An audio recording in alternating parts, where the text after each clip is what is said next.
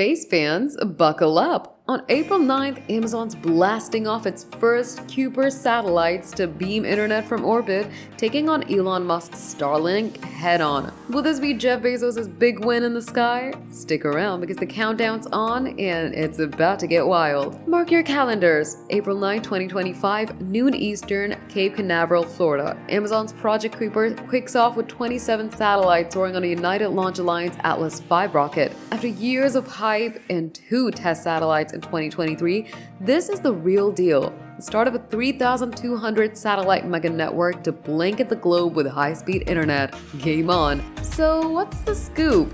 Project Kuiper is Amazon's $10 billion bet to rival SpaceX's Starlink, which already has over 7,000 satellites and millions of users. These 27 birds, launching at 280 miles up, will climb to 630 miles using electric thrusters, linking up with laser tech for crazy fast data. Think 400 megabits per second for homes, up to a gigabyte for businesses, all through pizza box-sized terminals. Amazon's promising affordable broadband everywhere, from rural nowhere to your backyard. But can they catch up to Musk's head start? This isn't just a launch, it's a space race showdown. Amazon's got 83 rockets booked, Atlas V, Vulcan, even SpaceX's Falcon 9 later this year to hit an FCC deadline, half their constellation up by July 2026. Success means internet for millions who've got nada right now. Schools, hospitals, you name it. If it flops, Starlink keeps the crown. Plus, Amazon's flexing its retail muscle.